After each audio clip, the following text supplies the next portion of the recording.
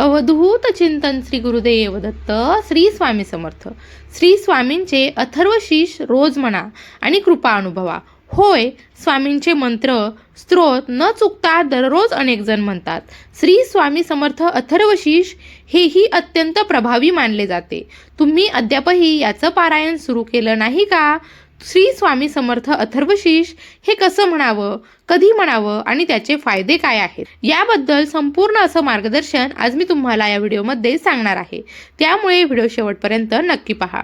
श्री स्वामी समर्थ अथर्वशीष हे अक्कलकोट निवासी श्री स्वामी समर्थ महाराजांचे अत्यंत प्रभावी आणि चमत्कारिक स्त्रोत आहे. हे अथर्वशीष श्री स्वामींच्या थोर शिष्यांपैकी एक असलेल्या श्री वामनराव गुलवणी म्हणजेच मामा गुलवणी यांना स्वामींनी स्वतः सांगितले होते. हे अथर्वशीष दररोज म्हणण्याचे स्वामींची कृपा प्राप्त होते, सर्व संकट दूर होतात आणि जीवनामध्ये स्थिरता येते असं देखील सांगितलं जातं. मग अथर्वशीष कसं म्हणावं, याची पद्धत काय आहे? तर स्वच्छता आणि आसन महत्त्वाचं. अंघोळ करून स्वच्छ वस्त्र परिधान करावेत. स्वामींच्या फोटोसमोर किंवा देवघरासमोर मंदिरामध्ये पूर्व किंवा उत्तर दिशेला तोंड करून बसावे. आसनावर किंवा कुशासन कांबळ किंवा स्वच्छ कापड घ्यावं आणि त्यावर बसावं. नंतर संकल्प घ्यावा. उजव्या हातात पाणी घेऊन संकल्प करावा. श्री स्वामी समर्थ महाराजांच्या कृपेने असं म्हणत नाव घ्यावं. आज श्री स्वामी समर्थ अथर्वशीष कमीत कमी 1, 3, 5, 11, 21, 108 वेळा यापैकी कोणतीही संख्या मनात धरून इतक्या वेळा म्हणणार आहे असं म्हणत त्याचे पुण्य श्री स्वामी चरणी अर्पण करते असा संकल्प करावा. त्यानंतर पूर्ण विधी जसं प्रथम श्री गणेश पूजन करावं, गुरु प्रार्थना करावी, स्वामींची आव्हानं आणि प्रार्थना करावी. नसली तरी चालते. धूप दीप लावावा, फुले चंदन वाहावे. शक्य असल्यास मंत्रजप करावा. मंत्रजप पद्धती स्पष्ट, हळू आणि श्रद्धेने उच्चार करावा. रोज कमीत कमी 1, 3, 5, 11, 21, 108 वेळा आपण मंत्रजप करायलाच हवेत. विशेषतः मनोकामना असल्यास 11, 21 किंवा 41 दिवस नियमित श्री स्वामी समर्थ या मंत्राचा जप करावा. अथर्वशीष सुद्धा या संख्येतच मोजावे. शिवाय श्री स्वामी समर्थ 11 वेळा शेवटी म्हणावे. समर्पण मंत्र कायेन वाचा मनसेंद्रियत्वा असा मंत्र म्हणून नमस्कार करावा.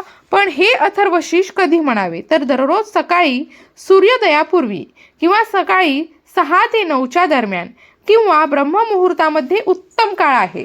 संध्याकाळी सूर्यास्तानंतर 6 ते 8 या वेळेमध्ये अथर्वशीषाचं पठण केलं जाऊ शकतं. गुरुवार हा स्वामींचा विशेष वार मानला जातो. या दिवशी नक्कीच आपण स्वामींचं अथर्वशीष म्हणावं.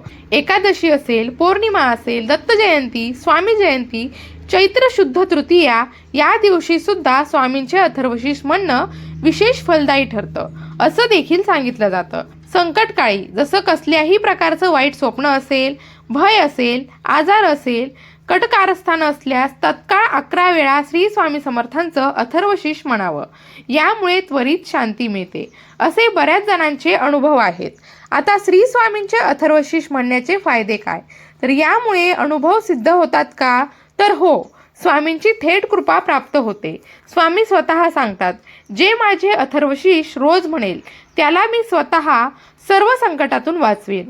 भय वाचून जातं. भूत प्रेत, काळी विद्या, नजर, उपाळा, बोळे यांचा त्रास पूर्णपणे नष्ट होतो. चित्तवृत्ती शुद्ध होते. ध्यान भक्ती सहज लागते. मन एकाग्र होतं आणि मन शांतही होतं. विशेषतः मानसिक रोग, डिप्रेशन, नैसर्गिक आजार यामध्ये त्वरित आराम मिळतो. म्हणजेच एकंदरीत सर्व आजार बरे होऊ शकतात. आर्थिक संकट दूर होतात. जसं कर्ज, व्यापारात नुकसान, बेरोजगारी यातून मुक्तता मिळते. कोणतेही कटकारस्थान, खटले यामध्ये विजय मिळतो. शत्रू नष्ट होतो किंवा तो शांत होतो. पती पत्नीमधील भांडणं मिटतात. मुलांचे आजार कमी होतात. घरामध्ये भांडणेही थांबतात. एकंदरीत कौटुंबिक सुखशांती मिळते. एवढंच नाही तर मृत्यू तोंडावर आला तरी आपण वाचतो. होय, अपघात असेल, गंभीर आजार असेल, विषबाधा असेल यातून सुद्धा स्वामी स्वतः वाचवतात. हजारो भाविकांचे असे अनुभव आहेत. एवढंच नाही तर अंतिम काळी स्वामी स्वतः येऊन भक्ताला आपल्या बरोबर घेऊन जातात अशी देखील श्रद्धा आहे. एकंदरीत मोक्षप्राप्ती होते. अथर्वशीष म्हणताना श्री स्वामी समर्थ हा मंत्र डोळस असताना देखील अंतर्मनात सतत चालू ठेवावा. जिथे जाल तिथे श्री स्वामी समर्थ नाम घ्या. स्वामींचीच आज्ञा आहे, जय जय स्वामी समर्थ, भिवू नकोस, मी तुझ्या पाठीशी आहे, असं स्वामी म्हणतात. तुम्ही जर रोज ही अथर्वशीष म्हणायला सुरुवात केली तर काही दिवसांमध्येच तुम्हाला स्वामींची उपस्थिती नक्कीच जाणवेल. श्रद्धा आणि संयम ठेवा. सर्व काही स्वामींच्या आशीर्वादाने बरंच होईल. आता समजून घेऊया श्री स्वामी समर्थ अथर्वशीष नेमकं काय आहे. तर स्वामी अद्भुत आहे. स्वामी स्वयंभू स्वयंसिद्ध आहेत. स्वामी अतर्क्य आणि अनुत्तम आहेत. श्री स्वामी समर्थ कल्याणकारी देवांचे स्वामी आहेत. स्वामी अंतरिंद्रिय स्मरतुगामी म्हणजेच स्मरण करताच हाक मारताच भक्तांसाठी उत्तीर्ण होणारा साक्षात ईश्वर आहे. स्वामींचं महात्म्य आणि महिमा कालावधीमध्ये आहे. श्री स्वामी समर्थ महाराजांची अनेक स्तोत्र मंत्र आहेत. अनेक जण दररोज स्वामींची नित्य उपासना नामस्मरण करत असतात. या अनेक स्तोत्रांपैकी एक अद्भुत प्रभावी स्तोत्र म्हणजे श्री स्वामी समर्थ अथर्वशीष.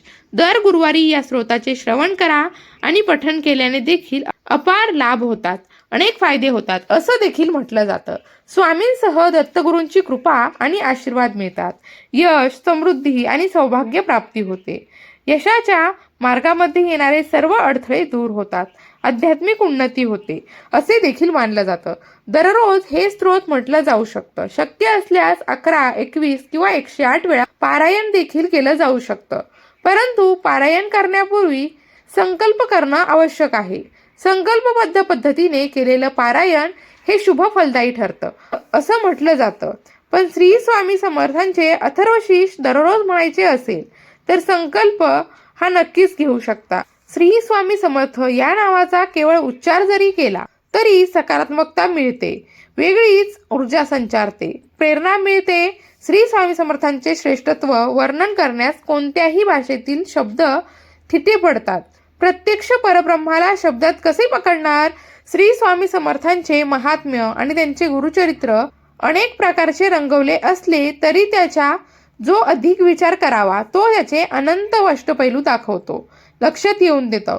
सूर्यकिरण जसे मोजता येत नाहीत, सागराच्या लाटांची मोजणी करता येत नाही, अगदी त्याचप्रमाणे स्वामींच्या चरित्राचा थांगच लागत नाही असे अनेक जण सांगतात.